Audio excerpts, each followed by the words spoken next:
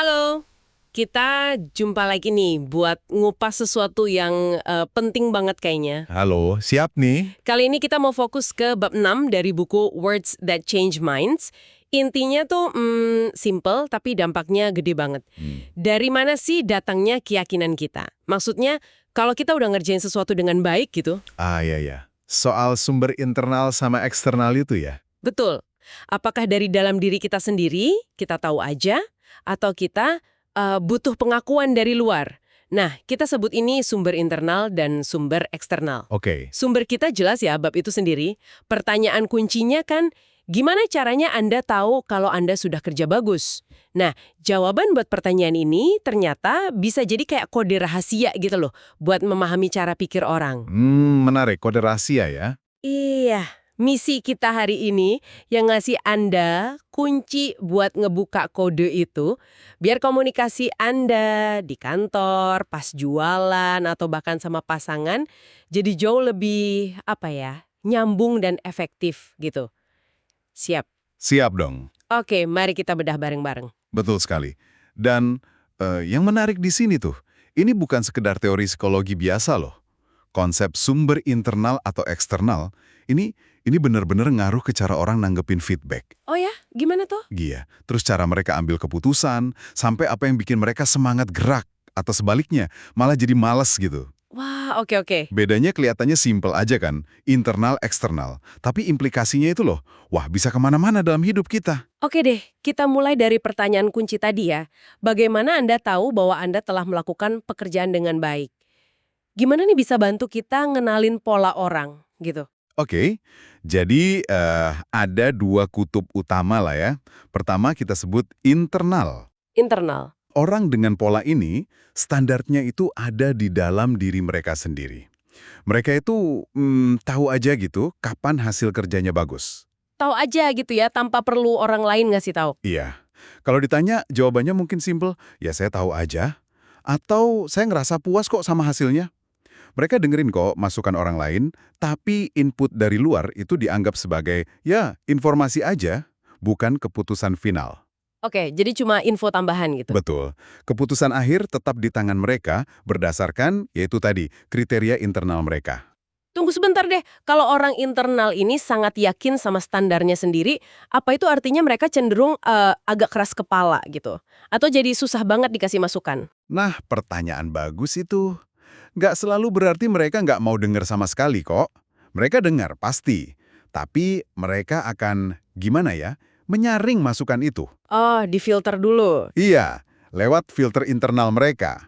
Kalau masukannya nggak klik sama standar mereka, ya bisa jadi nggak dipakai. Mereka nggak otomatis nerima perintah gitu aja. Oke. Ciri fisiknya juga kadang kelihatan loh. Mereka mungkin duduknya lebih tegak, terus pas ngomong bisa jadi, tanpa sadar nunjuk ke diri sendiri. Dan kalau dikasih penilaian, mungkin ada jeda sedikit sebelum jawab. Kayak lagi nimbang-nimbang dulu di dalam. Oh gitu ya? Ada jeda mikir dulu. Iya. Katanya sih di dunia kerja, sekitar 40% orang punya kecenderungan ke arah internal ini. 40% ya? Lumayan banyak juga. Lumayan. Nah, kutub kedua itu eksternal. Eksternal, oke. Kebalikannya berarti ya? Betul. Kalau orang ini, mereka butuh bukti dari luar untuk merasa yakin. Harus ada konfirmasi eksternal. Bukti dari luar tuh kayak gimana contohnya? Bisa macam-macam. Pujian dari atasan misalnya. Atau lihat data penjualan naik. Atau klien bilang puas banget sama kerjaan kita. Teman ngasih jempol juga bisa. Atau bahkan ngelihat orang lain sukses pakai cara yang sama. Intinya standar mereka datang dari luar ya? Persis. Standar mereka itu acuannya dari luar. Makanya, tanpa feedback dari luar ini, mereka bisa jadi bingung sendiri. Ini kerjaan gue udah bener belum ya? Udah oke belum sih? Jadi kayak butuh validasi terus gitu ya? Bisa dibilang gitu. Ciri fisiknya juga kadang beda. Mungkin agak condong ke depan pas ngobrol. Kayak lagi nyari respons. Ekspresi mukanya juga kayak nungguin penilaian. Jumlahnya di dunia kerja juga mirip-mirip internal. Sekitar 40% juga. Jadi 40% internal, 40% eksternal, sisanya? Sisanya, ya sekitar 20% itu ada di tengah-tengah. Bisa pakai dua-duanya tergantung situasi. Cukup fleksibel lah mereka. Oke, jadi kebayang ya contoh jawabannya. Kalau yang internal mungkin bilang, saya tahu aja lah hasilnya solid kok. Ya, atau saya puas sama prosesnya. Kalau yang eksternal, mungkin bos saya muji tadi pagi, atau target penjualannya kecapai, klien pesan lagi, gitu ya. Nah, benar banget. Atau semua orang di tim juga setuju kok. Kalau yang campuran gimana? Yang campuran, mungkin dia bilang, biasanya sih saya tahu kalau udah bagus, tapi enak juga sih kalau ada data penjualan atau komentar positif dari klien buat mastiin. Tepat. Bisa kombinasi gitu. Ada cara ngetes lain loh yang cukup jitu? Gimana tuh? Coba deh tanya gini. Gimana kalau Anda udah ngerasa kerjaan Anda bagus banget nih, tapi nggak ada satu orang pun yang ngasih pujian atau apresiasi? Sama sekali nggak ada. Wah, nyesek juga ya pertanyaannya. Terus gimana? Nah, orang internal mungkin reaksinya, paling mereka aja yang nggak ngerti bagusnya di mana, atau ya standar kita beda kali, santai aja gitu. Kayak contoh si Louis di buku itu. Oh iya, si Luis ya, dia cuek aja kan? Betul. Tapi kalau orang eksternal ditanya gitu, wah bisa jadi dia langsung keder. Langsung mempertanyakan kualitas kerjanya. Jangan-jangan emang nggak bagus ya kerjaan gua. Kayak si Robert di buku.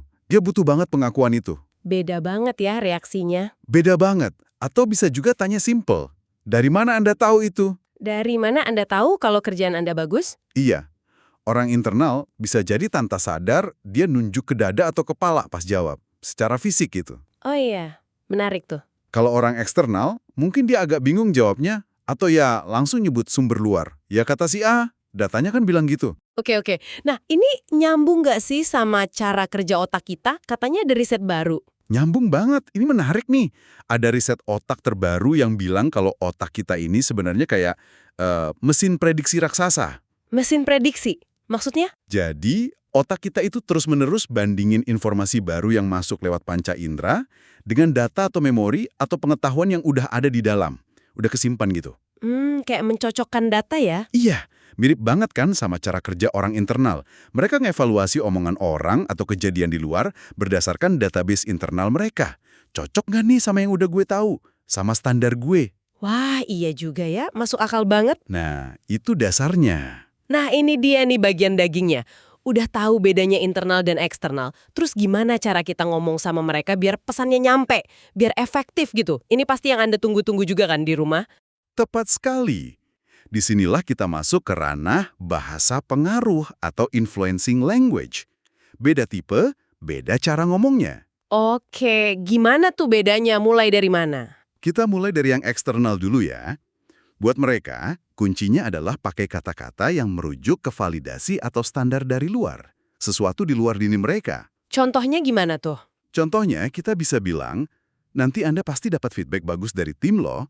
Atau, hasil kerja kayak gini pasti bakal dilihat sama banyak orang. Bisa juga, metode ini udah disetujui sama para ahli. Atau, menurut riset terbaru, cara ini paling efektif. Oh, jadi ngasih bukti dari luar gitu ya? Betul. Atau kalau Anda dianggap punya kredibilitas tinggi banget sama dia, artinya dia jadi eksternal terhadap Anda. Anda bahkan bisa pakai bahasa perintah yang lebih langsung. Bahasa perintah? Kayak gimana tuh? Ya kayak, Anda sebaiknya lakukan ini deh. Atau, ini cara terbaik buat nyelesain masalah ini. Karena dia percaya sama Anda sebagai sumber eksternal. Oke, itu buat yang eksternal. Nah, kalau buat yang internal, ini yang katanya tricky ya? Wah iya, buat orang internal, hati-hati banget. Jangan sekali-kali pakai bahasa perintah, model, kamu harus begini, atau pokoknya lakukan ini. Kenapa nggak boleh? Bisa-bisa mereka langsung nolak mentah-mentah. Bukan karena idenya jelek loh, tapi karena cara ngomongnya itu. Terlalu maksa, terlalu definitif, terlalu menggurui. Mereka ngerasa haknya buat mutusin sendiri itu kayak direbut gitu. Oh, jadi tersinggung karena cara penyampaiannya ya? Merasa nggak dihargai gitu? Bisa jadi, merasa otonominya dilanggar.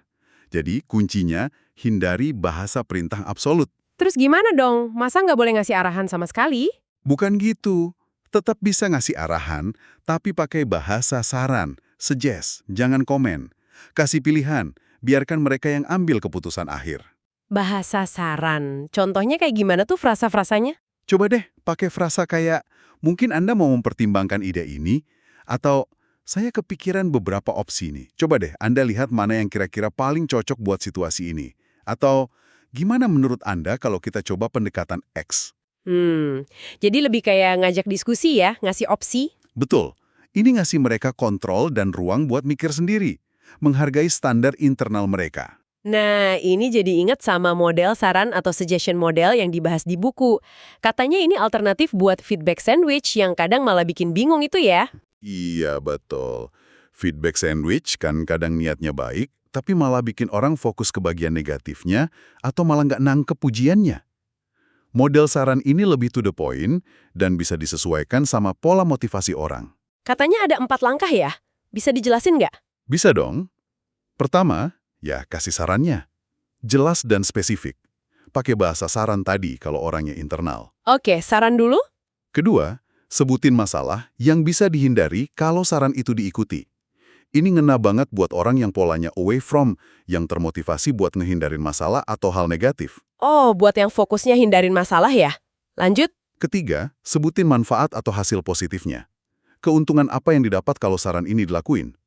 Ini buat nembak orang yang polanya toward, yang termotivasi ngejar tujuan atau hasil positif. Jadi nyebutin 2 sisi ya, hindari apa, dapat apa. Betul. Biar kena kedua tipe motivasi itu. Keempat, ini opsional tapi bagus. Bisa tambahin komentar penyemangat atau sebutin kenapa ini gampang dilakukan buat dia. Ini bisa bantu orang eksternal merasa lebih yakin dan mampu. Coba kasih contoh dong, biar lebih kebayang. Yang soal Ahmed di buku itu gimana? Oke, contohnya gini. Waktu ngobrol sama Ahmed nanti, mungkin ada baiknya Anda tanya dulu apa sih yang paling penting buat dia sebelum langsung nawarin solusi kita. Ini sarannya. Oke. Dengan begitu, Anda bisa hindari buang waktu ngebahas hal-hal yang sebenarnya nggak relevan buat dia. Ini masalah yang dihindari away from. Sip, Dan bisa langsung fokus ke poin yang benar-benar dia minati dan butuhkan. jelas. Terus langkah keempatnya. Bisa ditambahin, lagi pula kayaknya ini gampang buat Anda kan, hubungan Anda sama Ahmed udah bagus dari dulu. Ini komentar penyemangat eksternal. Oke. Jadi lengkap ya, ada saran, ada alasan kenapa hindari apa, dapat apa, plus sedikit dorongan. Cukup jelas nih alurnya. Sip. Oke, teorinya udah dapet nih. Tapi gimana kalau kita ketemu orang yang bener-bener susah diajak ngomong? Misalnya nih, atasan kita.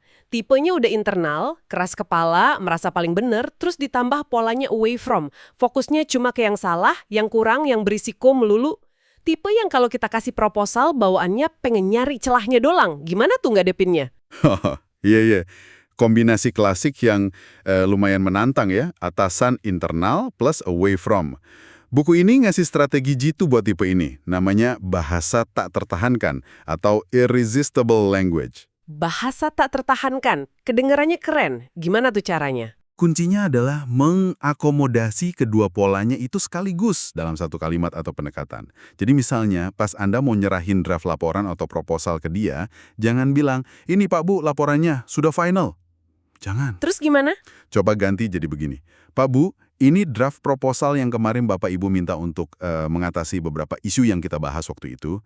Tentu saja ini masih draft awal Pak Bu, jadi masih belum sempurna. Mungkin Bapak Ibu berkenan melihatnya sebentar dan ngasih masukan. Coba kita bedah deh. Kenapa itu bisa manjur? Kok bisa tak tertahankan? Oke, kita bedah ya. Pertama, dengan bilang belum sempurna, kita secara nggak langsung mengakui standar internal si bos yang tinggi. Kita nggak ngaku-ngaku udah paling benar. Ini menghormati standar dia. Oke, jadi nggak nantang standarnya ya? Betul. Kedua, dengan minta dia melihat dan ngasih masukan, kita ngasih dia panggung buat nunjukin keahliannya dengan memperbaiki draft kita. Ini memuaskan kebutuhan internalnya dia buat mengontrol, menganalisis, dan memutuskan. Dia jadi merasa punya peran penting. Jadi ngasih dia kesempatan buat menang gitu ya? Bisa dibilang gitu. Ketiga, fokus ke mengatasi isu-isu itu langsung nyambung ke pola away from-nya dia yang memang fokusnya ke masalah atau risiko. Jadi kita ngomong bahasanya dia. Wah, iya juga ya. Keren strateginya, mengakomodasi semua polanya. Strategi ini juga sejalan loh sama riset meta-analisis lain yang nunjukin kalau nambahin kalimat kaya, tapi Anda bebas kok untuk menolak, atau ini hanya sekedar masukan saja, itu justru ningkatin kemungkinan orang setuju. Apalagi buat keputusan cepat. Itu kan intinya bahasa saran juga, ngasih kontrol ke orang internal. Bener banget. Jadi penting juga ya buat kita sadar diri nih. Kita sendiri nih sebenarnya lebih condong ke internal atau eksternal sih, apalagi di situasi-situasi tertentu. Kadang kita nggak sadar loh sama pola kita sendiri. Banget. Kesadaran diri atau self-awareness itu kunci banget di sini. Ada riset menarik dari Tasha Eurich yang disinggung di sumber kita. Katanya, banyak orang itu ngerasa udah paling sadar diri, Padahal kenyataannya ya nggak segitunya. Oh iya, malah seringnya nggak sadar ya. Iya. Ironisnya lagi, kadang makin banyak pengalaman atau makin tinggi jabatan seseorang, orang itu malah bisa jadi makin kurang sadar diri, merasa udah tahu segalanya gitu. Waduh, bahaya juga ya kalau gitu. Bisa jadi, dan ini bisa berujung pada kondisi yang di buku disebut hyper-internal atau pola macho. Pola maco, maksudnya buat laki-laki aja. Nah, ini penting. Bukan soal jenis kelamin sama sekali ya, bisa terjadi pada siapa aja, laki-laki atau perempuan. Istilah macho di sini lebih ke sikap mentalnya. Oke, sikap mentalnya gimana tuh ciri-cirinya orang yang lagi maco ini? Biasanya ada beberapa ciri nih. Pertama, ngerasa udah paling tahu segalanya di bidang itu. Kedua, ngerasa nggak punya masalah apa-apa, semua udah sempurna. Ketiga, kalaupun ada masalah, itu pasti salah orang lain, bukan salah dia. Defensif ya. Iya. Keempat, ada perasaan kalau dirinya itu lebih baik, lebih kuat, lebih pintar, atau lebih penting dari orang lain di sekitarnya. Waduh, kayaknya saya kenal deh beberapa orang yang model begini, di kantor atau di mana gitu. Pasti susah ya kerja bareng orang kayak gitu. Bisa jadi tantangan besar buat kerja sama tim, pastinya. Susah nerima masukan, susah diajak kolaborasi. Contohnya kayak politisi yang gengsi banget kalau kelihatan kaget atau nggak tahu sesuatu di depan publik. Atau orang yang nolak ikut pelatihan gitu ya. Betul. Atau nolak coaching, karena nganggap ikut gituan tuh tanda kalau dia butuh bantuan atau lemah. Padahal kan tujuannya buat pengembangan diri. Nah, tapi untungnya ada jurus lagi nih buat ngadepinnya. Namanya uji maco atau the macho test. Ini semacam filter gitu ya buat ngedit omongan atau presentasi kita biar nggak nyulut tembok pertahanan orang yang lagi dalam mode maco atau sangat internal ini. Caranya gimana tuh? Gampang kok sebenarnya. Prinsipnya adalah self-editing sebelum kita ngomong atau ngirim sesuatu. Jadi sebelum Anda kirim email penting, atau mau mulai presentasi ke orang yang Anda curigai berpotensi maco, coba deh cek draft Anda dulu. Dicek apanya? Tanyain ke diri sendiri, ada nggak sih bagian di mana Anda secara sengaja atau nggak sengaja, secara eksplisit atau implisit, nunjukin hal-hal ini? Satu, ada sesuatu yang penting yang mereka belum tahu, seolah Anda lebih tahu dari mereka. Dua, Anda lagi ngasih tahu atau nyuruh mereka apa yang harus dilakukan, mengambil alih kontrol mereka. Tiga, mereka punya masalah dan Anda datang sebagai penyelamat, bawa solusi, menempatkan mereka di posisi inferior. 4. Mereka nggak sempurna atau ada yang kurang dalam hal ini, mengkritik secara langsung atau tidak langsung. 5. Anda atau ide Anda lebih baik dari mereka, merasa superior. Wah, banyak juga ya poinnya. Oke, jadi kalau jawaban dari salah satu pertanyaan itu iya, risiko ditolak atau bikin orang itu defensif jadi gede banget ya. Betul sekali. Itu kayak ranjau komunikasi buat orang internal atau yang lagi maco. Jadi kalau nemu ranjau itu di draft Anda, ya kudu diedit. Ngeditnya gimana? Kasih contoh dong buat tiap poin tadi. Oke, buat poin 1, ngasih tahu yang belum mereka tahu, daripada langsung blak-blakan ngasih info baru, awali dengan kalimat pelembut kayak seperti yang mungkin Anda sudah familiar. Atau sekadar mengingatkan kembali tentang poin X. Jadi kesannya mereka udah tahu ya? Iya, atau setidaknya kita menghargai kemungkinan mereka udah tahu. Buat poin 2, memberitahu apa yang harus dilakukan, ya balik lagi ke bahasa saran tadi. Mungkin Anda mau mempertimbangkan atau ada opsi lain, yaitu bukan Anda harus. Oke, bahasa saran lagi. Lanjut. Poin 3, mereka punya masalah, Anda bawa solusi. Jangan langsung bilang, masalah Anda adalah, coba deh pakai pendekatan nggak langsung. Misalnya, saya dengar beberapa organisasi lain menghadapi isu serupa seperti ini. Biasanya di sini gimana ya cara ngatasinnya? Ini nunjukin kalau Anda nganggap mereka udah punya pengalaman atau solusi sendiri. Cerdik juga. Mengimplikasikan mereka ahli ya. Bisa dibilang gitu. Untuk poin 4 dan 5, mereka nggak sempurna Anda lebih baik, fokusnya adalah menghargai keahlian mereka dan memposisikan diri setara. Misalnya bilang, dengan pengalaman Anda yang luas di bidang strategis ini, lalu jelaskan peran Anda.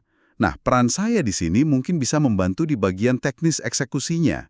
Jadi perannya beda, tapi sama-sama penting. Jadi menetapkan peran yang berbeda tapi setara ya. Betul.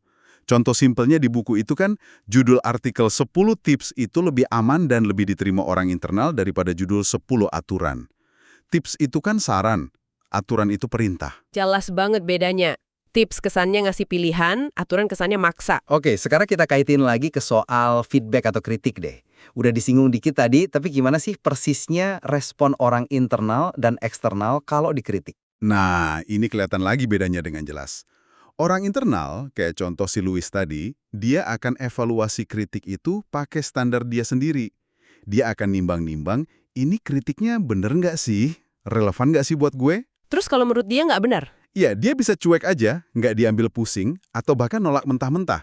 Dia perlu ngalamin sendiri atau ngelihat sendiri buktinya, baru percaya.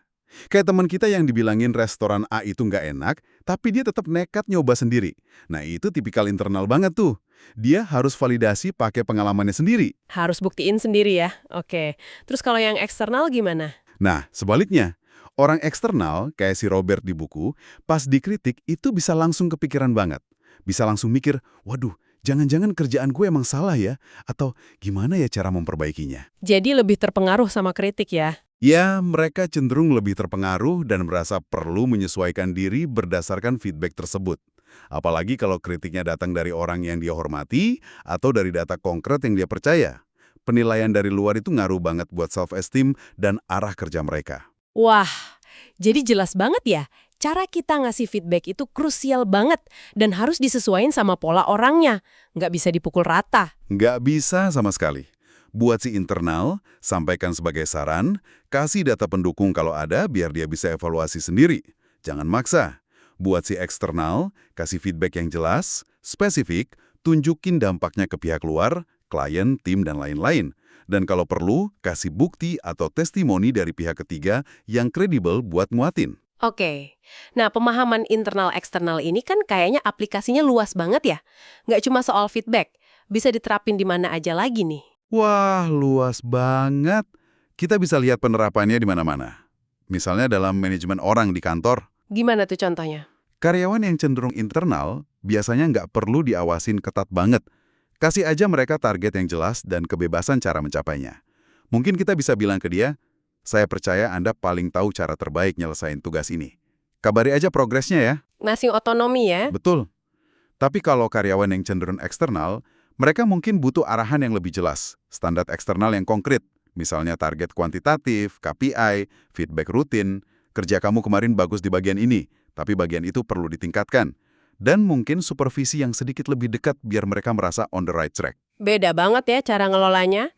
Terus di area lain, pendidikan mungkin? Di desain pendidikan, program belajar yang terlalu fokus ke evaluasi diri, internal, mungkin kurang memotivasi siswa yang eksternal, yang butuh nilai bagus, pujian guru, atau perbandingan sama temennya. Sebaliknya, yang terlalu banyak tes dan nilai eksternal bisa bikin siswa internal jadi nggak termotivasi. Perlu ada keseimbangan. Oke, rekrutmen gimana? Penting juga nggak? Penting banget di rekrutmen. Posisi apa sih yang butuh orang internal yang punya motivasi dari dalam dan standar tinggi sendiri? Mungkin peneliti, analis, atau posisi strategis. Yang butuh inisiatif tinggi ya? Iya. Terus posisi apa yang butuh orang eksternal yang pinter adaptasi sama feedback atau yang harus peka sama kebutuhan orang lain? Mungkin sales, customer service, resepsionis. Pekerjaan yang intinya melayani atau memenuhi kebutuhan orang lain biasanya lebih cocok buat yang punya pola eksternal. Masuk akal. Nah, kalau di penjualan nih, katanya sekarang pasar udah berubah ya. Pembeli jadi makin susah. Betul. Terutama di kondisi pasar pembeli atau buyer's market kayak sekarang ini, di mana pembeli punya banyak pilihan, pembeli itu cenderung makin internal.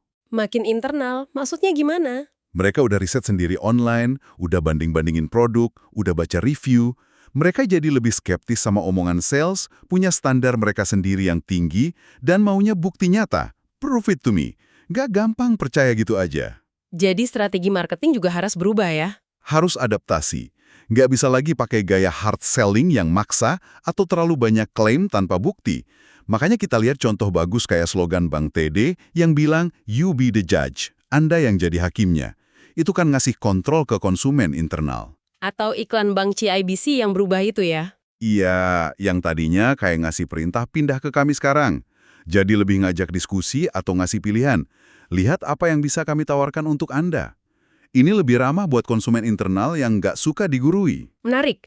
Kalau kita beli barang online, itu kita jadi internal atau eksternal ya? Kan kita riset sendiri tuh, baca review, bandingin harga. Berarti internal dong? Nah, ini menariknya. Proses beli online itu seringkali melibatkan pergeseran pola. Awalnya, pas kita lagi riset produk, bandingin fitur, baca review sana-sini, kita mungkin sangat internal.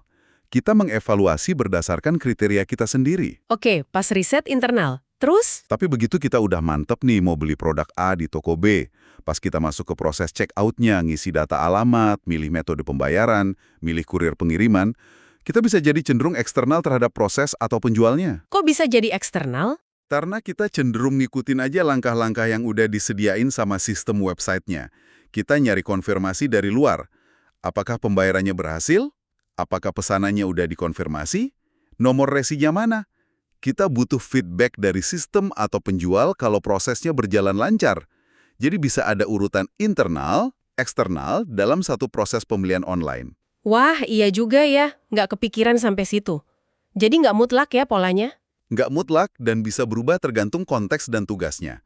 Belum lagi ada fenomena yang disebut closet eksternal. Apa tuh closet eksternal? Eksternal yang tersembunyi? Iya, orang yang dari luar kelihatannya super pede, mandiri, internal banget pokoknya. Tapi diam-diam, sebenarnya dia butuh banget pujian dan pengakuan dari luar. Sensitif banget kalau dikritik. Oh, jadi luarnya internal, dalamnya eksternal. Bisa jadi gitu. Sebaliknya, ada juga closet internal. Orang yang kelihatannya nanya pendapat ke sana-sini, minta masukan banyak orang, kayaknya eksternal banget. Tapi ujung-ujungnya, dia tetap mutusin pakai standarnya sendiri juga. Masukan orang lain cuma jadi data tambahan aja. Wah, makin kompleks ya. Terus gimana ngadepin dua tipe terselubung ini? Uniknya, bahasa saran yang kita bahas tadi itu seringkali jadi jalan tengah yang paling aman dan efektif buat ngadepin kedua tipe kloset ini. Karena bahasa saran kan menghargai otonomi si internal, tapi juga bisa ngasih arahan buat si eksternal tanpa terdengar maksa. Oke, jadi bahasa saran itu kayak kunci universal gitu ya? Bisa dibilang salah satu kunci yang cukup fleksibel ya. Bahkan dampaknya bisa sampai ke hubungan personal loh. Hubungan sama pasangan gitu? Iya. Risetnya John Gottman yang terkenal soal pernikahan itu kan nunjukin pentingnya pasangan saling merespon bids atau upaya mencari koneksi dari pasangan. Pasangan yang sering turn toward atau ngasih respons positif ke pasangannya itu cenderung lebih langgeng hubungannya. Apa hubungannya sama internal-eksternal? Ini nunjukin ada aspek eksternal yang kuat dalam hubungan. Meskipun mungkin keinginan atau kebutuhan kita awalnya datang dari dalam diri, internal, tapi bagaimana pasangan kita merespons permintaan atau kebutuhan kita, feedback eksternal, jadi penting banget buat kelangsungan hubungan. Kita butuh validasi atau respons dari partner kita. Termasuk juga hubungan dokter-pasien ya tadi disebut? Iya, itu contoh bagus juga. Pasien itu seringkali sangat internal soal apa yang dia rasakan tentang penyakitnya. Dia yang paling tahu rasa sakitnya di mana, gejalanya apa. Betul. Tapi begitu dia duduk di depan dokter, yang dianggap sebagai figur otoritas atau ahli, si pasien bisa jadi sangat eksternal. Cenderung nurut aja apa kata dokter, gampang percaya sama diagnosis atau sugesti dokter. Wah, bisa bahaya dong kalau dokternya salah ngomong. Makanya, dokter perlu hati-hati banget milih kata-katanya. Jangan sampai ngasih sugesti negatif. Wah, ini kayaknya parah nih, yang malah dipercaya mentah-mentah sama pasien yang lagi dalam mode eksternal itu, bisa-bisa malah memperburuk kondisi. Wah, dalam banget ya ternyata implikasi dari satu konsep sumber motivasi ini aja. Gila sih. Jadi kalau kita coba rangkum nih ya dari obrolan kita, intinya adalah pertama kita perlu pahami dulu orang yang kita hadapi ini cenderung ngambil keyakinan dari dalam, internal, atau butuh dari luar, eksternal. Betul, kenali dulu polanya. Ngenalinnya bisa lewat pertanyaan kunci tadi ya, gimana Anda tahu atau amati bahasa tubuh dan pilihan katanya. Iya. Observasi itu penting. Terus, kalau udah kenal polanya, sesuaikan bahasa kita.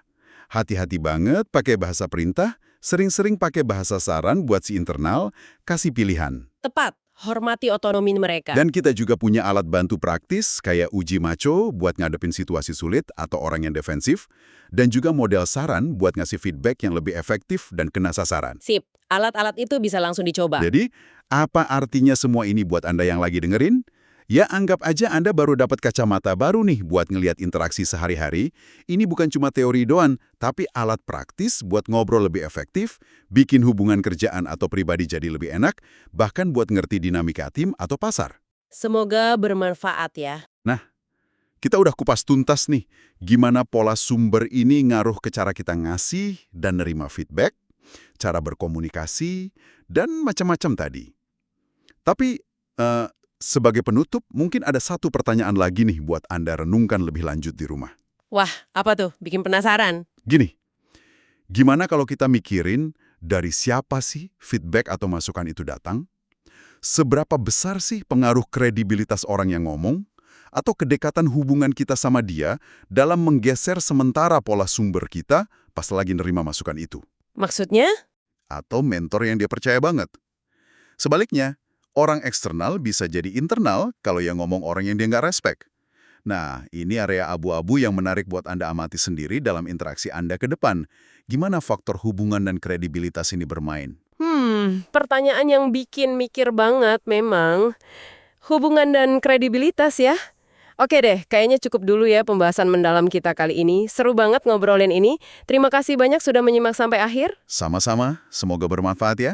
Sampai ketemu lagi di sesi berikutnya.